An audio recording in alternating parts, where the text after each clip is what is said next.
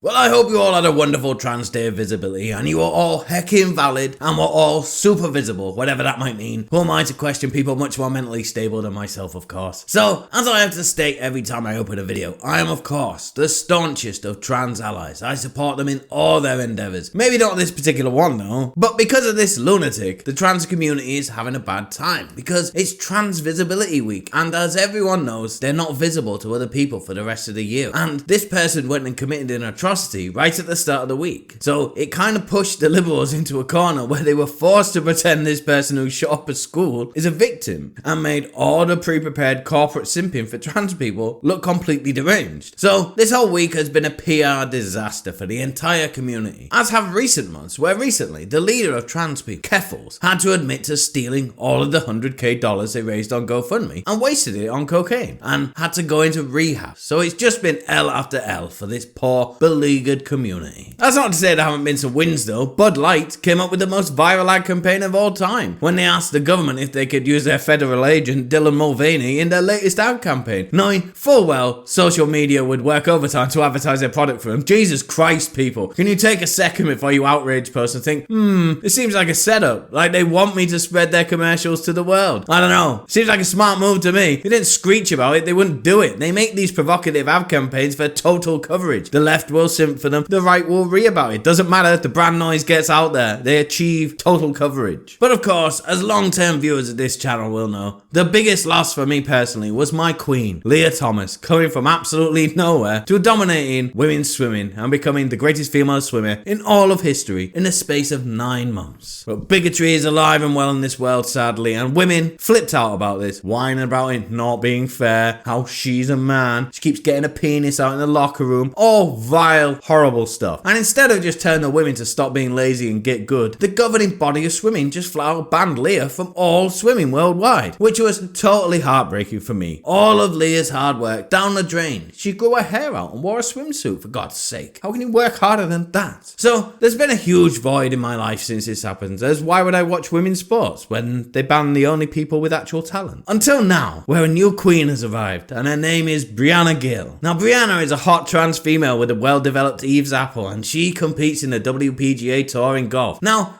of course, no one has ever watched this. Why would anybody watch women drive the ball 20 yards when men's golf exists? But Breanna is looking to change all that, as she Yasss queened her way to victory in the Australian Women's Open Golf Tournament last night and destroyed all those bigoted turfs she was competing against. Now, of course, racism is alive and well on social media, and the official Twitter account of the WPGA of Australasia knew that when they announced Breanna's dominant but totally fair and square-jawed victory, so they turned comments off for the tweet, which resulted in one of the worst quote-tweet ratios I've ever seen on the platform. I do not know why this might be. Oh, and somebody who's definitely not hilarious managed to doctor Google search when you search for Breanna Gill, and the third result is the WPGA of Australia's tweet. But they've managed to change the words in the Google search, and it now says, showing balls of steel, Breanna Gill cheated by competing against women, even though he's male, for his first professional win, which is absolutely disgusting and not funny at all. So women's sport is watchable again. Queen Breanna is going to slay all in front of her, and this channel will be documenting all of her absolutely deserved wins and supporting her meteoric rise to being the greatest female golfer of all time. I don't know why I think that might happen, but for some reason I think it's a certainty. That's it for today's video. Don't forget to like and share and subscribe to see more content like this. Thanks, boy.